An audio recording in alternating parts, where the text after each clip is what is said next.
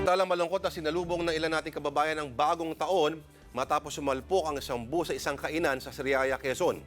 Isa ang nasawi habang higit 40 ang nasugatan. Kaugnay niyan ay makakausap po natin sa linyang telepono si LTFRB Chairman Winston Hines. Sir, magandang umaga po, sir. Magandang umaga, Lord.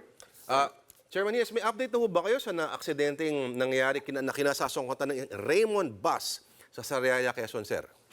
Opo, nakuha na po namin ang police report na galing po sa police station sa Sariaya, Quezon.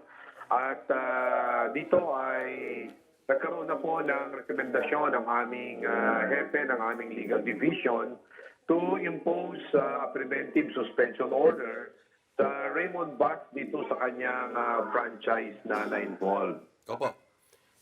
Nakausap nyo na yung pamunang Raymond Bus Line, sir. Okay, so preventive suspension, gaano ho ba katagal ito, sir? Ito po ay tatagal po ng 30 araw at i-require po natin ang kanilang mga drivers na mag-undergo ng seminars as well as drug testing at ganoon din po yung kanilang mga sasakyan ay ipapa-undergo po namin ng roadworthiness test sa ating Land Transportation Office. Oh. Sir, marami ho nagtataka na ilang beses po nasangkot sa aksidente itong Raymond Bus, pero ito pa nakakapag-operate pa rin po, sir. Paano ho ba nangyayari po mga ganito, sir?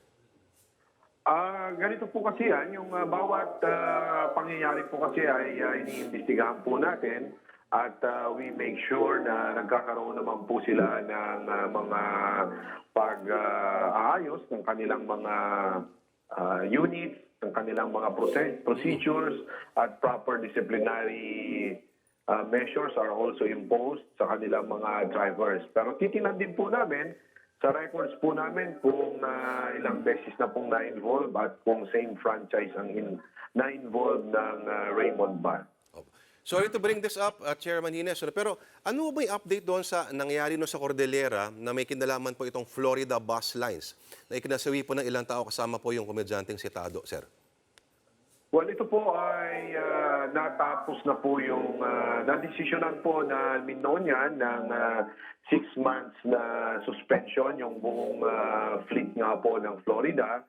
Pero bago po matapos yung 6 na buwan na suspension ay naapila po nila ito sa Court of Appeals at pinaikli ng Court of Appeals ang aming suspension order po dito. So hindi na po natapos yung 6 na buwan. Kami naman po ay umakyat sa Supreme Court natin at inapila namin ang order ng Supreme Court po na iyon. So ngayon po ay nakakabiyahe na po mula pa ho yan nung early 2015 at nakakabiyahe na po ang JB Florida sa kanilang iba't ibang mga ruta.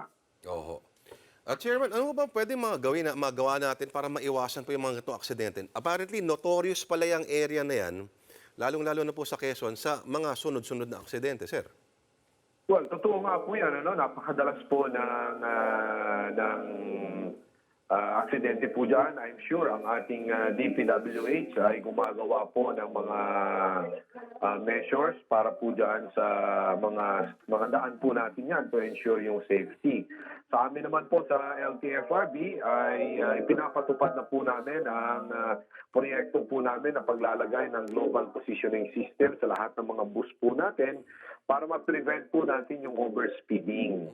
At yung aming mga ginagawa po na pag-suspension, pag-cancela, lahat po ng mga ito ay natutuon para to ensure yung safety at protection ng ating mga pasahero. Opo. Sir, sa ibang balita naman, ano po yung masasabi ninyo sa pagkakatalaga po ni Robert Cabrera bilang bagong LTO Chief, sir?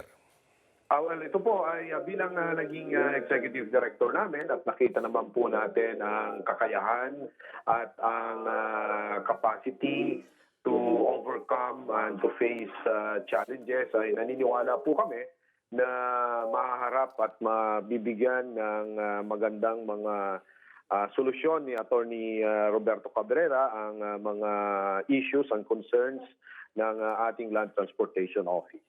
Alright. Maraming salamat po sa oras nyo, LTFRB Chairman Winston Hines. Maraming salamat din po, sir, sa pagkakataong makapagpaliwanag. Be sure to come back. News 5 everywhere.